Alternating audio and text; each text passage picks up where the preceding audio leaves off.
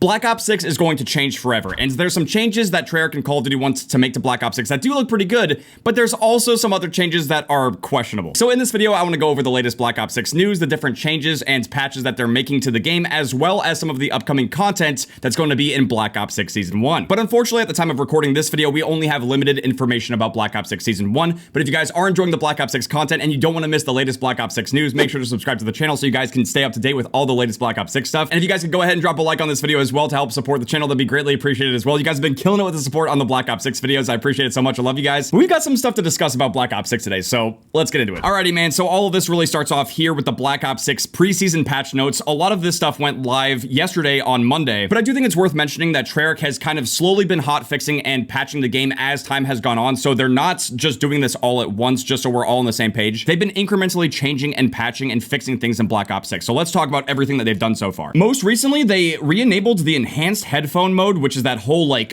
paid audio thing, and I am aware of all that stuff, but I don't personally know if it's a big deal quite yet. I don't know if anyone's done some in-depth testing, but basically there's like a third-party company that's working with Call of Duty. You can pay $20 to have them like measure your ears or something like that, and I think get you the most accurate audio possible. I don't have that. I'm just playing with default audio, but if people test it and they find out that it's potentially pay to win, you know we got to make a video about that. But at the moment, I have no idea if it's actually worth it or not. I'm just playing with default audio. I'm doing just fine, so yeah. Next up, we have some updates to the campaign. If you guys want to pause and read this, you can. We don't need to spend too much time here, but overall, it looks like some good bug fixes and quality of life stuff for the campaign for Black Ops 6, so that's not too bad. And dude, it's honestly just crazy seeing how many updates went live on Monday, because the headphone one happened at 5 p.m., the campaign changes happened at 3 p.m. Pacific time, but most of the big changes to Black Ops 6 happens at 10 a.m. Pacific time yesterday. So we have some global changes starting off here with stability improvements. It says improve stability when interacting with the message of the day, and improve stability when sending voice comms, which I swear to God, dude, this is an issue that has been plaguing Treyarch games since Black Ops 3. I made in-depth videos back then showing that when people would talk in death chats in Black Ops 3, it would actually lag the game. We're seeing this in the form of packet bursts in Black Ops 6, so if you really don't want to have packet bursts and lag issues, you could just disconnect from voice chat, but I think it is worth keeping on because there's a lot of funny stuff that happens every so often, so it is just unfortunate though that talking in voice chat can also cause stability issues and packet bursts in Black Ops 6. Next up, we have some progression changes. It says completion display will now properly appear when completing prestige challenges in both multiplayer and zombies. I actually have a recording of this. I thought it was a Dark Ops challenge being completed, but for whatever reason, if you do prestige challenges, sometimes they'll pop up and they'll look like this. In its worst state when we're playing hardcore.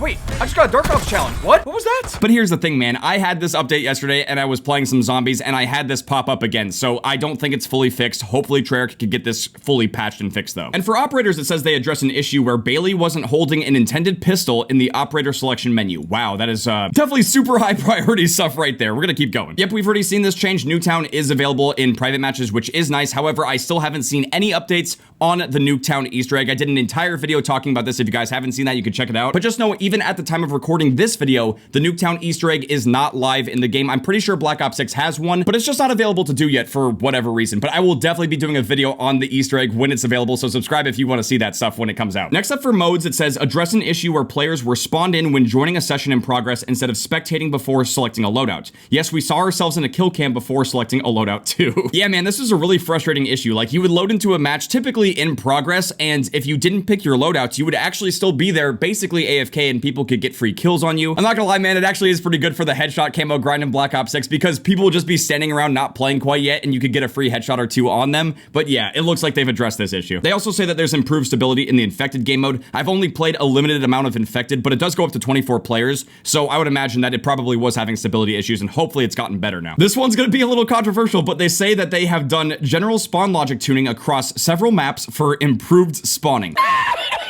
They do say here, though, that spawn tuning will be an ongoing process of taking in data, reviewing gameplay, and making measured adjustments in the live environment. Our number one goal is to always provide the safest spawn that we can across all maps and game modes. Well, guess what, Treyarch? That is just not possible on Stakeout, dude. I have spawned in the same bathroom 20 times in a row, just getting endlessly sprayed and spawn trapped. Yeah, some of these maps are just a little too small, and even if you try to fix the spawns, I don't think you can fully fix spawn trapping, but it is nice to see that they're trying to tweak the spawns and make them as good as they possibly can. I just don't think it's ever going to be possible to fully fix the spawns and have them be perfect, but that's also just a side effect of having really small maps in the game. For loadouts, it says, address an issue where players would automatically equip their previously used loadout when joining matches already in progress. Yeah, this one was also really frustrating because it felt like the game was always trying to default to a certain loadout that you maybe didn't even want to use, and in a lot of scenarios, if you didn't want to use that class, the only other solution was basically to leave the game. So glad that they got that fixed. It also says addressed an issue where players would die at initial spawn when selecting their loadout. I don't know if this has to do with the whole like killing someone as they're just loading into the game thing, but apparently it's addressed. There's also quite a bit of weapon balancing and different tweaks. Now we could get super in depth if we wanted to, but if you guys want to check that stuff out in depth, I will have this entire article linked in the description of this video. But as just a really quick general kind of overview of what Treyarch did to rebalancing guns in the game, they basically did some slight, very slight damage nerfs to a lot of the assault rifles in the game, if not all of them. I mean, bro, for a lot of the ARs in the game, we're talking about like a 1 or 2 point damage decrease for some of the guns. Now, for some of them, it might affect them. For others, it might not. I think by and large, you should still be able to use assault rifles in Black Ops 6 and have no problem. And if we look at the SMGs, they did buff the damage ranges for some of the SMGs, so hopefully they'll have a little bit more of a fighting chance at some of those, you know, like more medium to long ranges. Damage drop-offs for the SMGs were pretty insane. Like you could be shooting someone like 8 to 10 times with certain SMGs at longer ranges, and they just have no competing chance. I'm well aware of the fact that there's, you know, lag problems and latency issues and packet bursts on Black Ops 6, but at the same time, when the SMGs are like basically shooting potatoes at people at longer ranges, the game is just not going to feel as consistent and smooth. But like I've said before, man, the balance in this game is going to be really tough because SMGs are extremely fast and mobile. They have great handling stats, and they're some of the easiest guns to spam the Omni movement with. And if you make the SMGs too good, they're going to dominate the game. But apparently they're saying that ARs are dominating the game instead. But in basically every Call of Duty game ever made, ARs and SMGs are a lot of people's go-to weapons. They basically always dominate, and they're always the most popular guns. And overall, these changes are very minor. You can use either weapon class and you should still be fine. But as you can see here, Treyarch did make some changes to the shotguns, and I wasn't even aware of this one, but apparently the slug attachment was completely broken on the Marine SP and the ASG-89, also known as the Brecci. It says, last week we fixed an issue with shotgun slugs, but we are still working on an additional issue causing this attachment to perform better in hip fire than intended. Basically, you could use the slugs, you could just go around hip firing people and get very consistent one-shot kills, and for whatever reason, it was just super accurate, and it was extremely deadly, like really good. I didn't get to personally use this, but I saw some of you guys talking about this on Twitter and in my comments as well. It says, slugs are meant to offer an alternate playstyle for shotguns that trades close quarters effectiveness for improved range and precision. We are removing the ability for slugs to one-hit kill to the body for now, and we'll be revisiting the overall tuning of this attachment in an upcoming update. So basically what they've done is they've made slugs impossible to get a one-shot kill in core. Yes, you could still use this in hardcore, but ultimately I think buckshot's the better choice. But for now, slugs are basically completely useless unless you're going for headshots, because the headshot multiplier might be able to take this damage up to 100. But ultimately, you can't cheese people with slugs at the moment, and I think Treyarch did a good thing by having like a reaction here to just making them useless for the time being until they could figure out how to properly balance it. Now, what does kind of blow my mind is that we don't have a shotgun like the KSG-12 from Black Ops 2. That shotgun right there was the perfect kind of slug shotgun that was high risk, high reward, and could be really good in the right hands. Please, Treyarch, if you're going to rebalance the slugs, especially for the pump shotgun, make it more like the KSG-12. Oh my god, you guys know I'm ready to talk about this one, man. They did make an initial nerf to the Recon combat specialty, but for perks, it says Recon combat specialty. It says reduced duration that enemies are highlighted after respawning from 2 seconds to 1.5 seconds. An additional reduction will be coming before Season 1.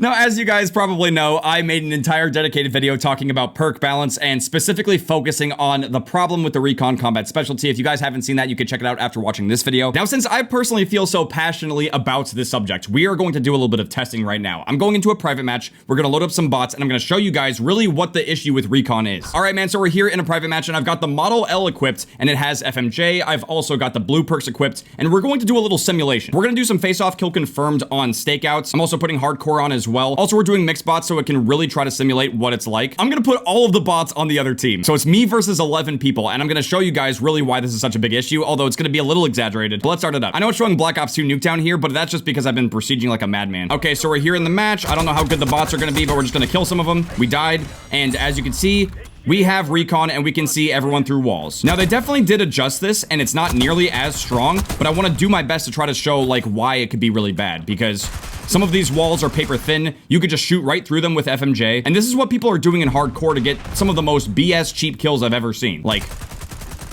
there you go. I did not know anyone was there. At least not with my own brain, like my own intellect. Every so often, the game's just gonna feed me the opportunity for some free kills, as long as I'm aware enough and shooting. But yeah, dude, I just feel like for the long-term success and enjoyment of the game, I feel like having a wall hack perk is just not it. I know some people do enjoy the wall hack ability, and they want to continue to just get cheap kills. Like, I get it, dude. But realistically, if you look at the patch notes, Treyarch already is going to be nerfing this further, and if people keep voicing their concerns with this, they probably will eventually add a hard counter, which I think they really need to do. But yeah, man, I just wanted to provide a quick example. I've already made an entire video about this, so we don't have to keep harping on it. But that's not the only change that Treyarch has made to the perks in Black Ops 6. They also nerfed Dispatcher. It says increase Dispatcher perk score cost for the UAV from 500 to 550, and they also increased the perk score cost for the counter UAV from 550 to 600. This is most likely because there were a ton of TikToks and YouTube videos and people just talking about the fact that if you ran the Dispatcher perk and you ran UAVs and counter UAVs, you could earn them extremely fast and just spam them and get a lot of XP, and I guess that Treyarch doesn't want us to just get a ton of XP in UAVs and counter UAVs.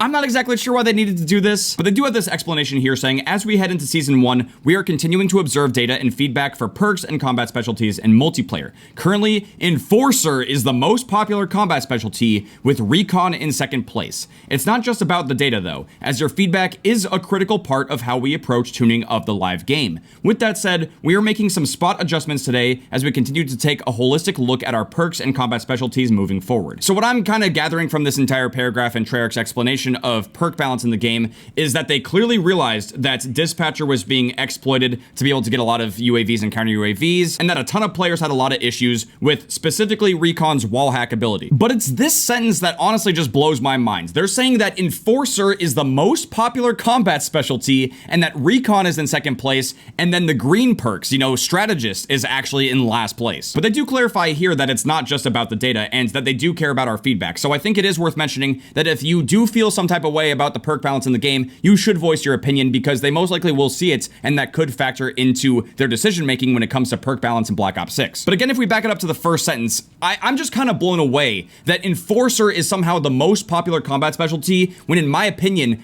it is the most underpowered one at the moment. Again, as a quick little refresh, Enforcer basically gives you quick fix. However, it's really underpowered in its current state. If you've taken damage and then you kill someone, you will get your health back, but the activation rate is pretty slow. And ultimately, like I've said before, running a stim shot is a lot faster than waiting for quick fix to kick in, and you can also run Warcry, which will also increase your movement speed and your health regen, which is exactly what the Enforcer combat specialty does. This combat specialty, in my opinion, can be replicated with other items in the game, which just makes it kind of useless, especially with how it's currently balanced. Like, you just don't move as fast and you don't get your health back as quickly as other things in the game. So it's absolutely baffling to me that people are choosing this, and it's the most popular combat specialty in Black Ops 6 right now. It's crazy. Now, it obviously doesn't really surprise me that Recon is the second most popular, but honestly, it just goes to show that the Strategist perks are the most underrated, because if Enforcer's in first place and Recon's in second, that obviously means that Strategist is in dead last. But that's also kind of confusing as to why they would go ahead and nerf a green tier perk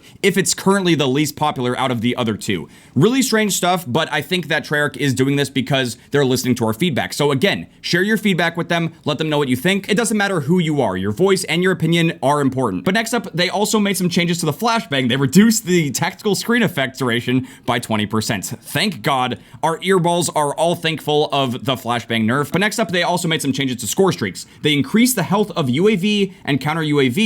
However, the amount of rockets to destroy them remain unchanged, so I'm assuming this is just bullet damage. They also said that they increased the initial explosion radius of napalm strikes. I've been seeing people run these, and they do get a lot of multi-kills, so maybe try that out if you haven't used the napalm yet. They also reduced the initial entry delay of the LDBR, which is basically like a mortar strike. It also says they increased the flying speed of the strategic bomber. I don't think I've used or ran this one yet, but I'm assuming it's just the stealth bomber, so that's pretty good. They've buffed that as well. And they also reduced the score cost for interceptors from 1250 to 1150. But yo, we got our first first change to movements in Black Ops 6, they said that they adjusted the stance change cooldowns to reduce effectiveness of repeated prone to stance movements. They even said enough snaking. I feel like this is something that probably affects more of like the higher level play, like the CDL players and just people in general who have the most strict and high skill-based matchmaking in Black Ops 6. I personally haven't seen people snaking. Maybe that just means I'm not as good at the game, but at the same time, I personally don't snake either, so maybe that has something to do with it. Like, I don't try to abuse the movement. I'm just going around playing the game, trying to get camos and stuff and rank up. But they did apparently nerf snaking. I'm really curious to see if this might affect the frog movements that some people have been using as well, where you basically slide forward but then jump backwards. It's just a really strange animation, and I'd imagine that they're gonna have to keep making some tweaks to some of the Omni movement in the game, possibly even supine prone, because I've seen a lot of people on the other end of the spectrum just kind of like laying down and proning in random corners to try to catch people off guard. But for now, this is the only movement update and change that we've seen to Black Ops 6 so far. Next up, this is a huge one, man, and you do not want to miss this. They changed the XP earn rates for a lot of different things in Black Ops 6. They said that they adjusted player XP and weapon XP earn rates for most modes to ensure that players are being rewarded for their match performance as expected wherever they play. These changes include increasing weapon XP earn rates for most modes, and it also says increase player XP earn rates for the following modes: Team Deathmatch, Control, Search and Destroy, and Gunfight. However,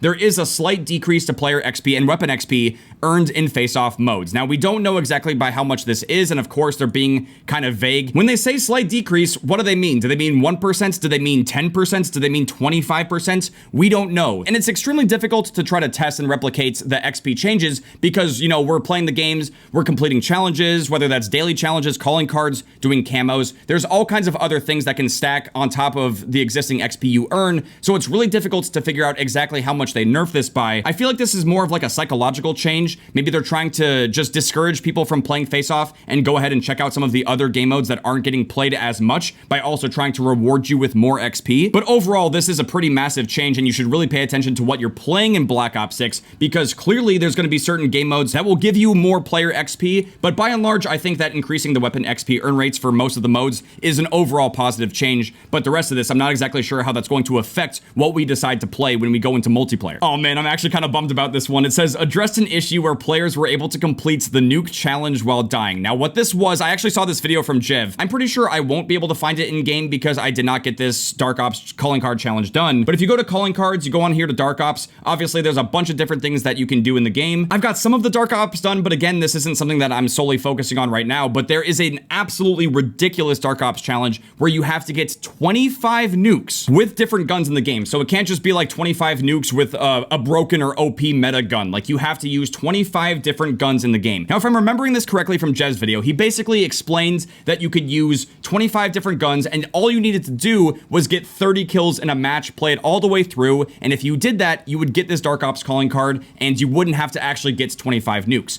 Well, Treyarch has fixed that now, so I guess a lot of us are just out of luck. They also made a bunch of UI changes here. If you guys want to pause, or if you want to go into the description and find the patch notes, you can do that as well, but it's just UI changes and improvements to the UI, so we could just go ahead and move on. Okay, they did mention here known issues for the Gunsmith. We are investigating an issue where any equipped optic attachment is removed when entering the Gunsmith in main menus. Players will notice this issue if entering Gunsmith during a match. Players can equip optic attachments, but will need to re-equip them anytime they enter Gunsmith in the main menu to adjust attachments or customizations. In cases where an optic is locked and equipped via blueprints, players will need to reapply the blueprints to obtain the optic. This is super, like, it sounds like a really minor issue, but in-game, it just gets really repetitive and frustrating, and I don't know if they have it fully fixed, but I really do hope that they can fix it soon, because it's just weirdly kind of triggering, man. Okay, but man, for zombies, they made some changes as well, and let's just say that they're not necessarily mentioning every change that they made to zombies here, but we'll get into that in a sec. So for the first changes for UI, it says that Gobblegum names will now properly update when switching between tier tabs.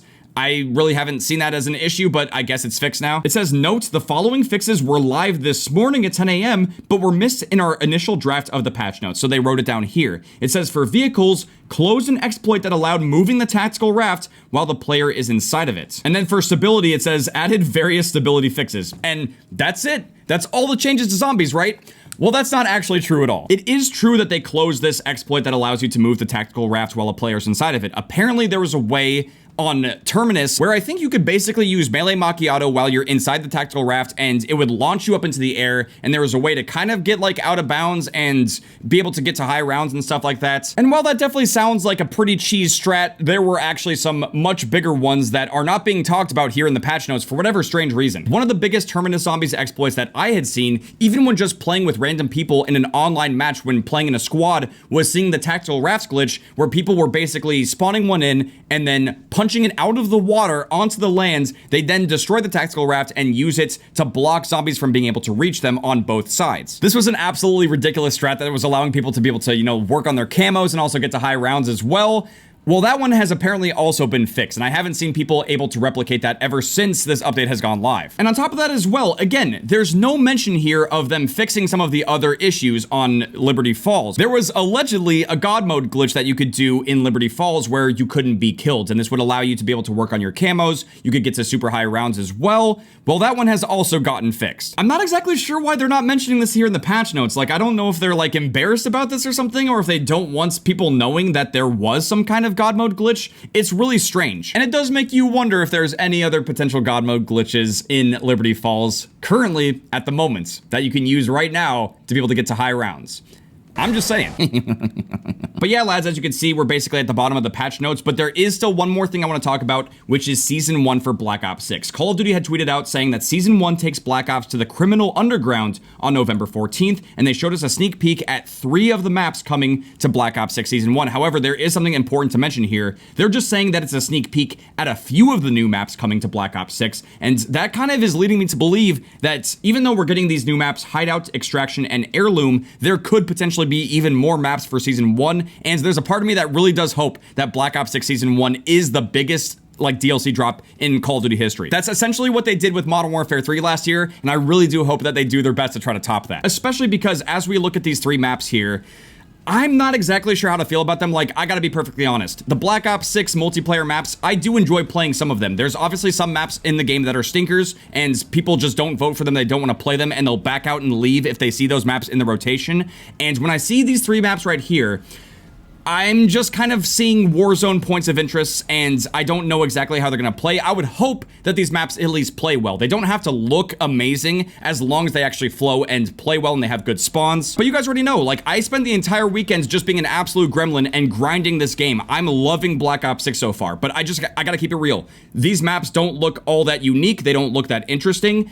I just hope that they play well, but ultimately I'm hoping for Season 1 that there's other maps on the table, like possibly even some throwback maps that we know could play out better. Because look, man, we already got Nuketown as a preseason map. It's already in the game, and people are kind of iffy on it because they don't know if it's really playing all that well because of the Omni movement. Me personally, I've played a little bit of Nuketown, like I have played it more. Some of the matches are just extremely sweaty and unfun to play in, but then there's other games where it's just like a totally normal match, and it feels good. It feels like Black Ops 1 Nuketown. So I don't know if a lot of this has to do with skill-based matchmaking and just luck of the draw. Like, maybe you'll get a good match, maybe you'll get a terrible one. But at the moment, man, I just got my fingers crossed. I hope that these maps actually at least play well, but they just look like they're some of the points of interest, like I had pointed out in a previous video showing the overview of the Avalon Warzone map. But who knows, man, maybe when Season 1 comes out, I can completely eat my words. Maybe these maps are incredible. We'll just have to wait and see. But at the moment, man, that's all the latest Black Ops 6 news and updates that we have so far regarding the existing state of the game, as well as the upcoming content for Season 1. Thank you guys so much for watching this video. Really do hope you guys enjoyed it. If you guys did and you want to see some more Black Ops 6 stuff, make sure to drop a like, subscribe if you're new. I'll see you guys later. I've come. Train go.